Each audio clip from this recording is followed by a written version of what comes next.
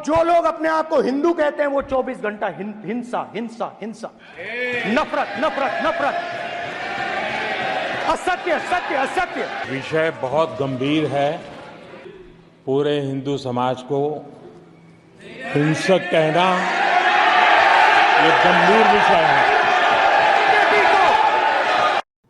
हमने लोकसभा चुनाव कैंपेन के दौरान भी देखा है, अनर्गल प्रलाप करके इन्होंने जिस प्रकार की गुमराह करने वाले वक्तव्य दिए थे, झूठे वक्तव्य दिए थे, संविधान का गला घोंटने वाले लोग संविधान के बारे में गुमराह करने वाले वक्तव्य देने के लिए विदेशी पैसे के बल पर चुनाव को प्रभावित करने का इन्होंने प्रयास किया।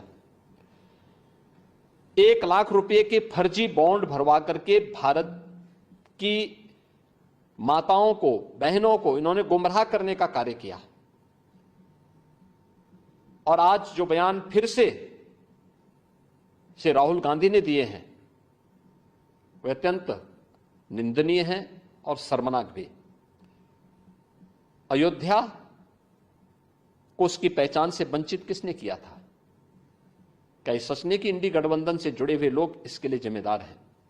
श्री राहुल गांधी और उनके सहयोगी इस बात के लिए जिम्मेदार हैं जिन्होंने न केवल अयोध्या को वनवास दिया था बल्कि सरयू मैया के रक्त के जल को भी रक्त रंजित करने का कार्य किया था।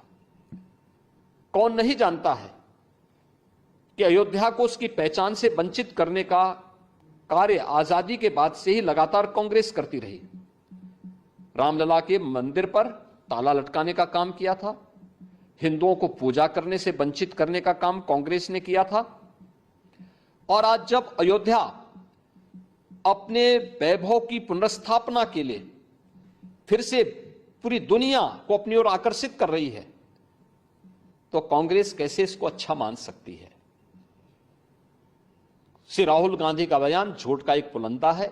सच्चाई यह है, अयोध्या के अंदर 1733 करोड़ रुपए केवल मुआवजे के रूप में अयोध्या वासियों को प्रदेश सरकार ने उपलब्ध करवाए हैं। चाहे वह भक्ति पथ हो, राम पथ हो, जन्मभूमि पथ हो, चाहे वह एयरपोर्ट के निर्माण का हो, चाहे वह 14 कोसी परिक्रमा के मार्ग का हो, एक एक वहां के नागरिक को जिसके नाम पे जमीन थी, जिसके नाम पे दुकान थी, जिसके पास दुकान का पोजीशन था, उन्हें प्रॉपर कंपनसेशन दिया गया। प्रॉपर कंपनसेशन देने के साथ ही जो दुकानें थी, जो अपने पीछे दुकान बना सकते थे, उनके लिए उस प्रकार की एफआईआर में छूट दी गई। जिन लोगों के पास उस प्रकार की स्पेस नहीं थी, उनके लिए मल्टी लेवल कॉम्प्लेक्स बना करके वहां पर उन्हें शॉपिंग कॉम्प्लेक्स में उन्हें स्थान देने की कार्य को आगे बढ़ाया गया।